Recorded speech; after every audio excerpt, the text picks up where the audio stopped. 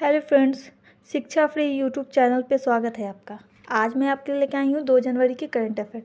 तो चलिए स्टार्ट करते हैं। हमारा पहला टॉपिक है, झारखंड सरकार ने वृद्धावस्था पेंशन के लिए आयु सीमा घटाकर 50 वर्ष कर दी है। फ्रेंड्स, ये सीमा पहले आयु सीमा 60 वर्ष थी, अब इसे घटाकर 50 वर्ष कर दिया गया है। अब चलिए, झारखंड की बात हुई है तो उसके मुख्यमंत्री और राज्यपाल का नाम हम लोग देख लेते हैं एक बार। मुख्यमंत्री का नाम हेमंत सोरेन है और राज्यपाल का नाम श्री CP राधाकृष्णन है। हमारा अगला टॉपिक है, सीएम योगी आदित्यनाथ द्वारा प्रयागराज में यूपी के पहले फ्लोटिंग रेस्टोरेंट का उद्घाटन हुआ है। फ्लोटिंग रेस्टोरेंट है क्या? यह रेस्टोरेंट यमुना नदी पर बनाई गई है। एक समय में लगभग 40 आगंतुकों के बैठने की क्षमता रखता है ये। इस उद्यम का उद्देश्य संगम शहर में पर्यटन को बढ़ावा देना है। सुरक्षा को ध्यान में रखते हुए UPSDC ने आपात स्थिति के लिए 2 बचाव नौकाएं और 10 मोटर नौकाएं प्राप्त करके सक्रिय कदम उठाए हैं। हमारा अगला टॉपिक है, 100 अरब डॉलर की संपत्ति वाली पहली महिला बनी, ध्यान दीजिएगा दोस्तों, पहली महिला बनी फ्रेंकोइस बेटनकोर्ट मेयर्स।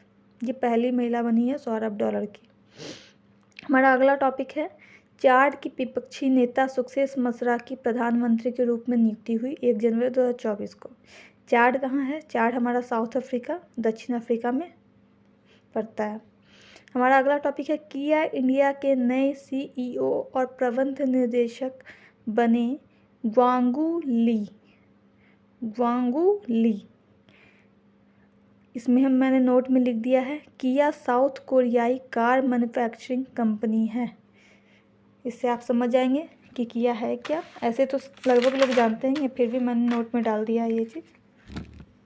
चलिए अब आगे की ओर बढ़ते हैं। हमारा अगला टॉपिक था, अब इसमें MD CEO की बात की गई है तो मैंने उसे नोट में लिख दिया है, MD के पास कंपनी के पूरे प्रबंधन का जिम्मा होता है। यानी MD कौन होता है, CEO कौन होता है, इसका क्या काम है, ठीक है। CEO कंपनी के कर्मचारियों को गाइड करने के साथ उनकी मदद करते हैं और साथ ही कंपनी का संचालन भी करते हैं। अब अगला टॉपिक है हमारा, निविया इंडिया ने गीतिका मेहता को प्रबंध निर्देशक नियुक्त किया है। गीतिका मेहता को, ठीक है। निविया एक कंपनी है, आप लोग जानते होंगे, निविया का क्रीम वगैरह भी आता है।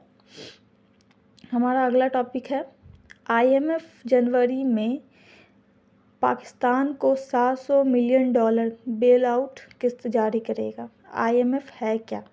जिसे इंग्लिश में इंटरनेशनल मॉनेटरी फंड कहते हैं, अंतर्राष्ट्रीय मुद्रा कोष जिसे हिंदी में कहा जाता है। यह एक संयुक्त राष्ट्र की एक प्रमुख वित्तीय एजेंसी है और एक अंतर्राष्ट्रीय संस्थान है जिसकी स्थापना जुलाई 1944 में वाशिंगटन DC संयुक्त राज्य में की गई थी। हमारा अगला टॉपिक है, फ्लिपकार्ट के बिन्नी बंसल ने लॉन्च किया ओपडोर। कंपनी के वेबसाइट के अनुसार ओपडोर सेवाओं का एक व्यापक समूह है।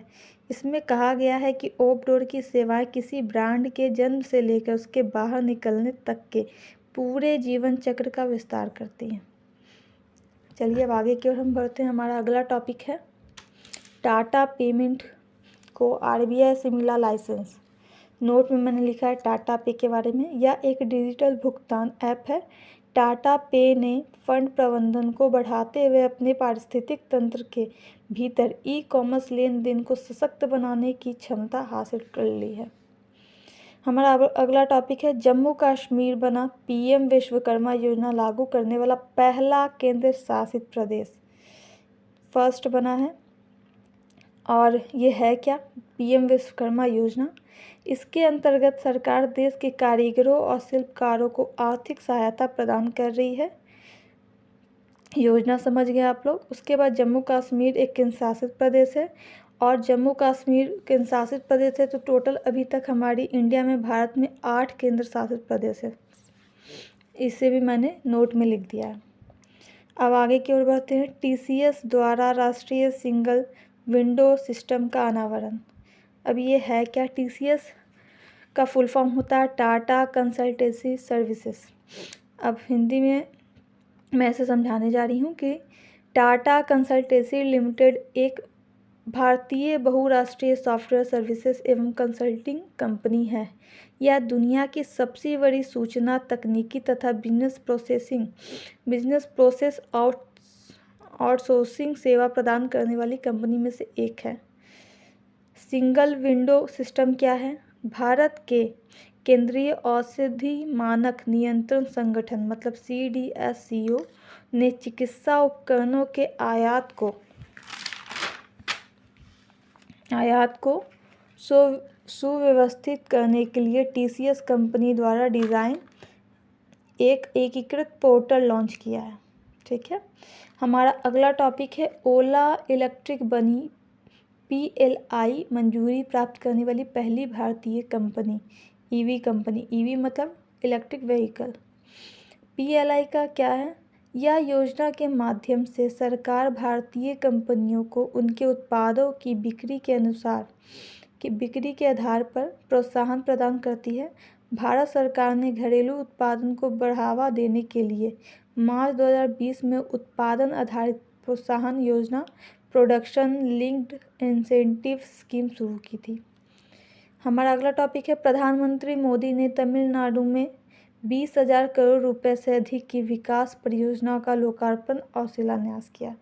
अब ये है क्या? मैंने नोट में लिखा है, प्रधानमंत्री नरेंद्र मोदी ने तमिलनाडु के तिरुचिरापल्ली में 20,000 करोड़ रुपए से अधिक की विकास परियोजनाओं की आधारशिला रखी है।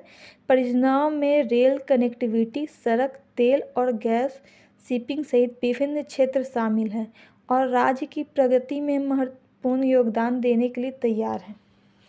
चलिए, हमारा अगला टॉपिक है राजस्थान चिरंजीवी योजना को आयुष्मान भारत के साथ एकीकृत किया जा रहा है। अब ये है क्या? चिरंजीवी योजना क्या है? यह एक स्वास्थ्य बीमा योजना है जिसका उद्देश्य राजस्थान के प्रत्येक परिवार को 25 लाख रुपए तक के कैशलेस मतलब मुफ्त इलाज की सुविधा प्रदान करना है। अब आयुष्मान भारत योजना क्या होता है?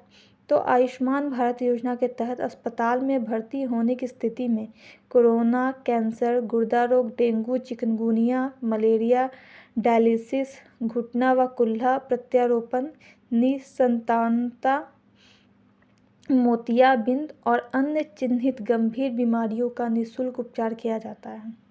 अब राजस्थान की बात हुई तो राजस्थान के CM कौन है? श्री भजनलाल शर्मा। और राजस्थान के राज्यपाल हैं श्री कलराज मिश्र। अभी तक लिए इतना ही दोस्तों। अब इसके बाद मैं अपने अगले वीडियो में मिलूँगी, तब तक के लिए थैंक यू।